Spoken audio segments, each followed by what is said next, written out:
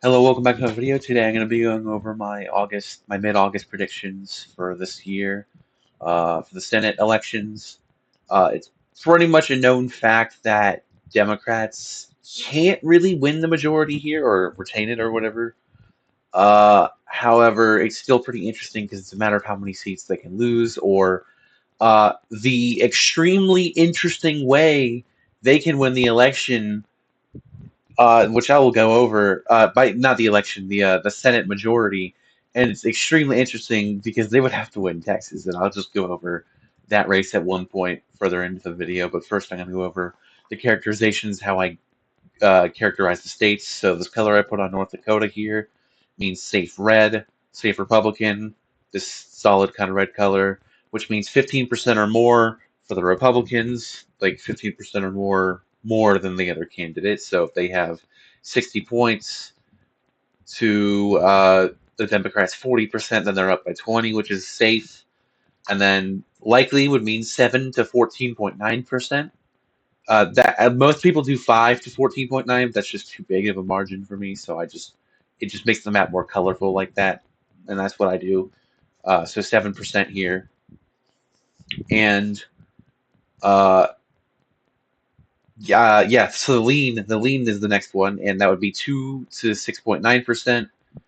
So you have 52 to 46. That's a lean amount because that's 6 points. And tilt is anything under 2%. So if it's 1.99, that's a tilt margin for whoever wins. It's the same with the Democrats. Obviously, they're not going to win North Dakota, but it's the same kind of four-color concept if you have not watched these before. So I'm going to fill in the safe Democrat states, and like I said, I know safe sounds like, oh, like it's not competitive, like there's no way the other side can win. Like obviously, Republicans aren't going to win. What's a good example here? Republicans aren't going to win New Mexico. This is a 0% chance, in my opinion, or 2% chance, whatever. Like almost impossible, and I've written it off entirely. They're not going to win New Mexico Senate seat here unless I see some. We haven't had that much data, but from what we know, this is an incumbent that New Mexico kind of likes, and there's no reason they should lose because they won by a safe amount last time. I do think it's going to be closer, and that's why I have it as likely, even though it's safe. It's likely because it's under the 15-point margin, but I will go over it. So Washington, California, New York, Vermont, Massachusetts, Rhode Island, Connecticut, Delaware. These should, Maine as well. Where else? Minnesota. I have the only data we have of Klobuchar versus Royce White, who just won his primary. The only data we have is she's up over 20 points on him. And again, MAGA is not really the kind of Republican that will win in Minnesota. You need more of a traditional Republican. It would be more like how Arizona usually elects Republicans. Except they haven't recently because they're putting Kerry Lake in there, and Ruben Gallego is just more likable. And we'll also go over his race here. I'm also going to do say Hawaii is a safe blue state by the 15-point margin, and that's it. Those are the only safe ones here because you might look at New Jersey and Maryland. Yes, I know they are safe blue states. They will 100% vote for the Democrat in these elections. However, like Andy Kim, he's probably not going to win by over 15%, just by margins, especially since that seat has a little curse to it right now because Bob Menendez is forced to retire. I think he's resigning. If he hasn't already resigned, it's really soon because I saw he was going to resign in mid-August.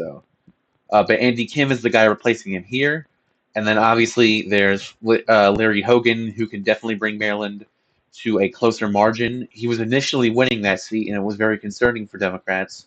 But after he rejected Trump's endorsement, he was instantly down like 15 points. So I do think it's possible he loses by over 15, but considering that he was our governor, uh, I'm a Marylander. Considering he was our governor for so long, I just don't see how he wins here. So I don't know. I just don't see it happening. It just doesn't make sense that DC will turn out for Larry Hogan more than the Democrat for on the Senate level because the Senate level is much more important. His vote would be incredibly more valuable than a governor's veto would because whenever he would veto a law, we would just override it with our legislature because it's a very liberal legislature. So I'm going to put New Jersey, Maryland, New Mexico, all at likely Senate seats. There's more likely Senate seats for Democrats, but I'm going to go over the other ones for the Republicans. Republicans get a safe flip in West Virginia.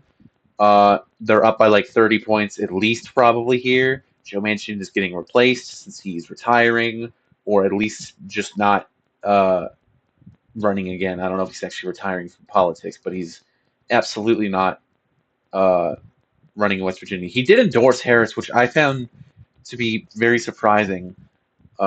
So, not that that's going to do anything for West Virginia. I just found that was something interesting to mention. Other safe Republican states include Tennessee, probably. You know what? Okay. So this is going to be really hard to explain for Republicans who don't understand. I'm not saying you're stupid. That sounded mean. But there will be some who don't understand it. Means Nebraska's second special election also safe. So you might look at this and be like, "Oh my God, you only have 4 safe Republican seats. I can't believe you don't have Nebraska, Missouri, Tennessee, Mississippi, and Indiana." It's by the margins, and on a statewide level, Missouri usually votes for the Senate candidate on single digits. Even in 2018, 2012, it's almost always a competitive Senate race. By competitive, I mean under 15 points. Anything under 15 points, I'd say whoever else gave a good shot at it. So yeah, I think Missouri will be under 15 points, but there's also a 0% chance that Democrats make a pickup here unless Josh Hawley does something stupid. I believe that is his seat that is up for grabs. Not up for grabs, but like technically up for grabs. Yes. Again, Indiana, their governor, I believe, from I don't know if he's still governor or if he stopped being governor and then ran after that. But I think whatever their governor was like 5 years ago, that guy, he's running for Senate here. There's one polling data here, and he's up 10 points. Again, that's under the 15-point margin. And again, it's not just the polls. I got every state in 2020 right. I know it's not just the polls. You have to put actual common sense into it. How you think the demographics are going to shift? How much turnout do you think there's going to be?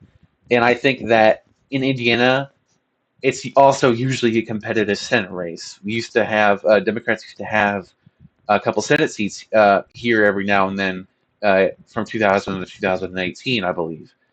It was a competitive race in 2018, and I expect it to be around a 12-point win for the former governor or governor. I don't know what he is right now of Indiana.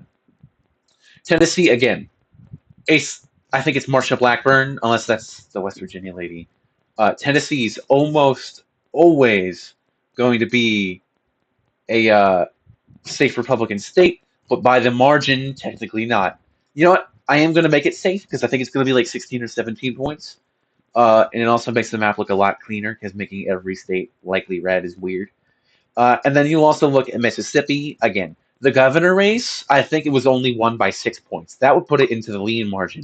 There was also a competitive Senate race here in 2018. The other one was not as competitive, but under the 15-point margin. So again, Mississippi in election years, as well, especially election years, has Mississippi always has shitty turnout because of their voter suppression and then also just lack of enthusiasm against Democrat voters. But typically they're not. Oh, did I forget to put Virginia as likely? My bad. Virginia likely. Sorry, I know I just completely dropped my Mississippi conversation, but I forgot to do that. Virginia is a likely state for Tim Kaine. If anything, I'll actually put it. I think the fact Tim Kaine's even on the ballot right now is important for Democrats because it is going to get probably keep Harris in the lean or likely column in Virginia because technically there's only been one poll against Trump and Harris in Virginia. I think 2 actually, and she's been down 2 and 4. So technically by polls, Harris is losing in Virginia. Technically, she's not actually losing in Virginia, but I just find that interesting, and I do think Tim Kaine is going to be a huge turnout, and I think that might be enough to flip even a House seat, the House seat by Virginia Beach that flipped. Now, hopefully, the lady that is running for governor, I don't know if Spamberger, I don't know if she is actually running for re-election this year because technically she has another year to do this. She should be running, but I don't know if she will. And then we'll see. Oh, you know what? That's also actually a really important seat. She needs to win that seat actually. because if I think it's going to be appointed or there's going to be a special election, but the appointed would flip the seat for a limited amount of time. All right, now I'm yapping, so I'm just going to speed through a couple other things. Florida's a likely Republican state. Again, as a Democrat, I've been on Twitter recently. Every Democrat thinks Florida is in play because of a couple polls that Trump's not destroying Harrison. But again, he's also winning in every poll consistently. He's likely going to win the state by around 7.5 points. I have him winning by 7.64%, which is a really weird margin to be specific about, but I have my own little system that I might showcase at one point. But yes, Florida will almost certainly go to Donald Trump, especially because his huge gains on Latino voters that is going to, and Cuban voters specifically in Florida, it is going to, he might flip Miami-Dade. I don't think he will yet, but he might. And if he doesn't, the next Republican to run for the White House will. All right, in Nebraska, not Nebraska's at large. Deborah Fisher, she's probably going to win by a safe amount. And the reason I didn't already fill it as safe is because the only other data we had besides the one poll we just got is that the independent was actually leading in Nebraska. But they were also independent pollsters. And again, a lot of people will just see the label as independent and think, oh, yeah, I'm going to vote for him. And that's kind of similar to what happened with Evan McMullen in Utah in 2022. He only lost by single digits. He could have actually won that race if Democrats put more money into it. But again, Democrats put money into it, makes it look like he's a Democrat. He would not have caucused with the Democrats, I can tell you that. Not fully anyway, even though Democrats did drop out and endorse him. But that's what they did in Nebraska. It's an interesting experiment. I don't think it's going to work. But Nebraska is one of the bluer shifting states this century, a couple points every year. Nebraska's first district was likely for the first time, I believe, in recent times in 2020, 14.9%, but still likely. And then Biden had a big win in Nebraska's second district. Walz is, I believe, going to Omaha today, or he already did yesterday. And I think just a couple campaigns in Omaha is good enough to win a district too. But this isn't the presidential election predictions. I just thought I'd note that because I think it's pretty interesting.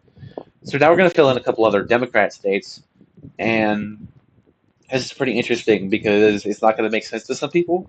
Wisconsin, likely, yes. Tammy Baldwin's a beloved incumbent. She's going to have a high turnout and maybe be a reason that Democrats win Wisconsin this year, if they win Wisconsin. And I have a very interesting presidential election prediction that's different than most people coming up right after this video, probably. So that will be pretty interesting. So you should probably check for that, actually. It might be interesting for you. Bob Casey, almost every poll, he's up by double digits. The ones he's not, he's up by over 5 points. I think the closest poll I've seen him is up 3 points. That was a Republican pollster. Again, Bob Casey won by like a huge amount. And this Pennsylvania state elected officials are usually really highly favored because it's one of the states where just you get your great home field advantage. Like Pennsylvania, okay, I'm starting to sound like I'm just yapping, but what I mean is the governor won by like 17 points in 2018. Josh Shapiro won by basically a safe margin. Fetterman had a pretty good win there. I think it was like 4 points against Dr. Oz. Again, Democrats just dominate the elections here statewide, but nationally, on national elections, it's become more competitive. So I think it's going to be interesting to see if Bob Casey, he says he wants to speak at the DNC. I think it's going to be interesting if he says that if he actually talks there, if that's going to have any change on Pennsylvania. But usually the DNC has a good boost, and I think it might be good for Democrats here. Currently, I have Pennsylvania as tilt Democrat for the presidential election. Not that that means Democrats win. Again, like I said, you should watch that video. But I think it's another interesting state. And I think, who is it that's running here? I know her name. She's the representative from up here where my mouse is right here. She's the representative from here, but I forgot. By the way, her running entirely lost a House seat for Democrats. They're down multiple points in that House seat that she's leading. that she was able to hold on for Democrats in 2022. So that does kind of suck for Democrats. They will lose a House seat in Michigan.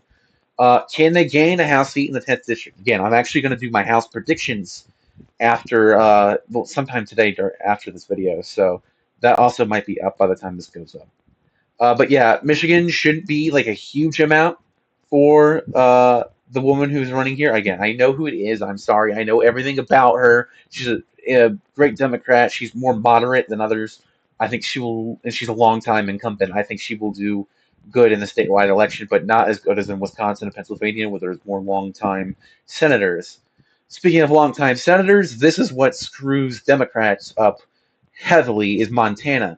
They need to win Montana to win the Senate, unless we go to the dark horse that is Texas, and that is very interesting because the Democrats can flip Texas on the Senate level, which is 100% possible. If you look at 2018, Cruz won it by like 1.9 or something.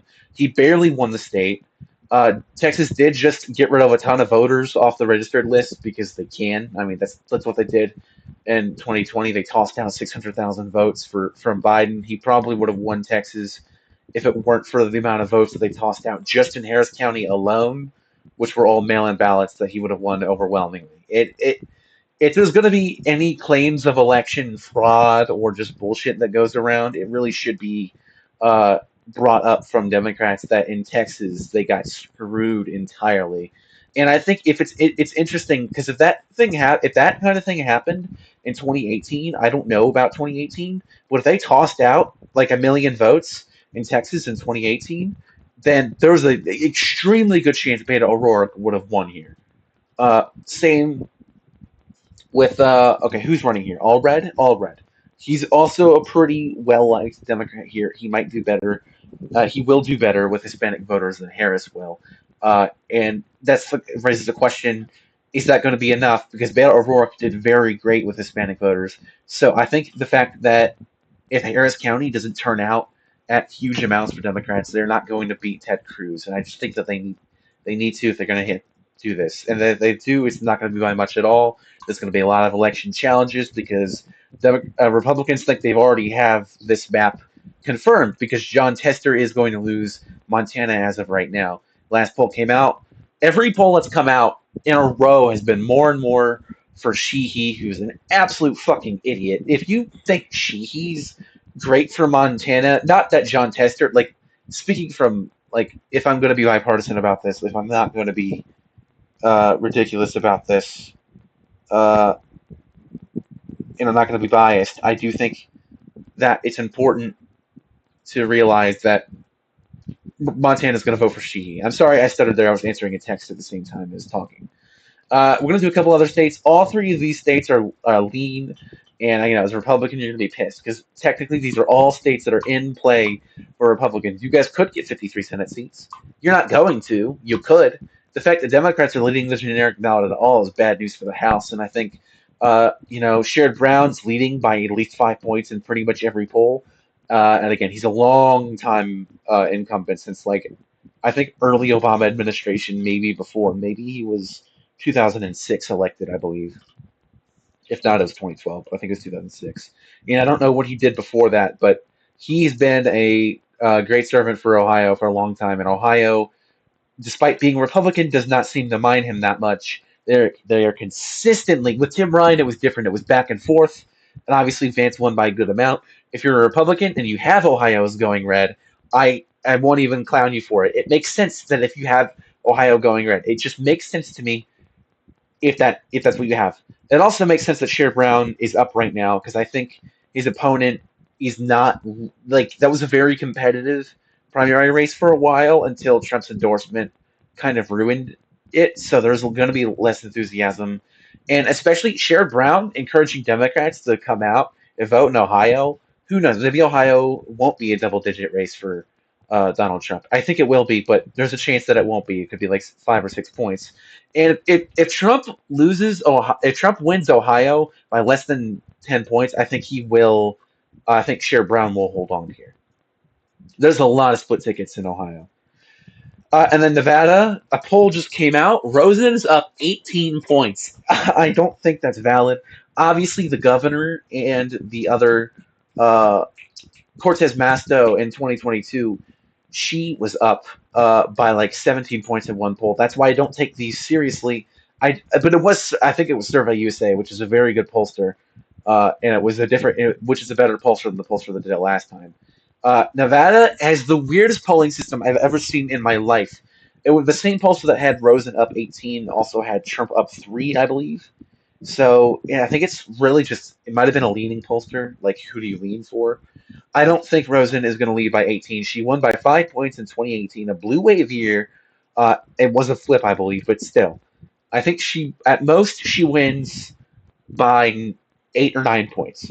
I was thinking about putting her as likely, which would be 7 points. That is 100% possible. I need more consistent data that she will be there. She does have, I believe, have a positive approval rating, and if not, it's not that low. She's one of the better incumbents for Democrats, and Democrats are extremely lucky they have Rosen in their corner here, and she will speak at the DNC, probably get an even bigger boost after that. Ruben Gallego, I think, has kind of been painted in Arizona as the only guy who's not insane that's running for Senate. Gallego, I've only seen one poll, and that was today, where Gallego is actually tied. Usually he's always up by at least 2 or 3 points, sometimes 8 and 9. I think he will win his election by 6 points. Even if Harris loses, which I do have Arizona as a tilt Republican state right now, I do think Gallego gets more split ticket votes than Harris. He is more moderate. Like, again, you see Republicans online, they instantly painted Tim Walz as a liberal, which is nowhere even close to true. They're talking about his stolen valor, which is bullshit. It's not a stolen valor. I believe he said he carried weapons in war, which is technically true. Again, I don't know what his intention was on saying that, but I don't think he meant to do that. And again, the tampon thing, that's a good thing. It does not require. It does not require at all for schools to put them in the boys' bathroom. They can if they want. It might have happened at a school or two, but that was not what Tim Walz was favoring. And then I saw another thing. Yeah, it's just a good thing to provide that. Like, it's a great thing. I don't know why they do it in elementary school. Usually they don't need to do it in elementary schools, but I see why they do it because it still happens. But I just think that's stupid and creepy to make it sexualized for Republicans to just like clown him for it. That's so weird, and that's what I guess what they mean. It's just incredibly weird, and I don't know. And then you see the other thing: some grandma didn't show up to court after violating the COVID lockdown, and Republicans said Tim Walz sends innocent grandma to jail for months for going out during lockdown. No, she wasn't innocent. She didn't show up to court. She probably would have just been fined. It's contempt of court. She's a moron. She deserved to go to jail. Again, I usually don't yell in these videos, but it's just a stupid, stupid argument against Tim Walz ever. The only argument you can make is that he actually did mean to use the valor thing to his advantage. And I do understand if you're a veteran and you're offended by that. I also think that you're wrong because I don't think that's what he intended to do. And that's why he hasn't really brought it up since that interview like 20 years ago, because I don't think he meant to do it. And he did serve for this country. They are attacking just a general Midwestern dad who's done nothing wrong for things he's done that's good. He served our country. He's provided free period products for schools to hand out. That is a good thing to do. Like also he had nothing to do with that grandma, by the way. And another thing I saw today, it said Tim Walz abandoned his mom after her heart surgery or something like that, a dangerous surgery, and COVID when he isolated. He isolated because he didn't want to get her sick. I just can't believe that shit. Like, he probably would have gone to. I can't. There's no arguing with them. They are so fucking stupid. It's unbelievable that they actually think he doesn't want to get his mom sick from COVID after heart surgery. Oh no, what a horrible person. He's a grandma went to jail for contempt of court because she didn't fucking show up. Oh no. And also, I just stolen valor bullshit that he didn't really do. like God forbid he fought for this country and he like misspoke 20 years ago. It was an online. It was like a TV interview like 20 years ago. He said that. That's the only thing, and it's just so frustrating. But I'm gonna finish here with Texas as lead Republican because I do think Republicans will win the Senate here. Before I had Cruz winning here by 5 to 9 points. I have him winning by 3 to 7 now. I do think this race is going to get closer because Democrats are realizing they need to put money into this race. Cruz is beatable in this election. So is he, but Cruz is more beatable in my opinion. And I think that Democrats' best case scenario, obviously, they could win both of these seats. They won't, but they could. It's very important to do that. Before, I think I had it as a tilt one. I used to have it as a lean. Democrats need to win Montana or Texas. That basically all I meant to say. I'm sorry for just yelling at the end, but I just thought I'd mention some of that. All right, goodbye.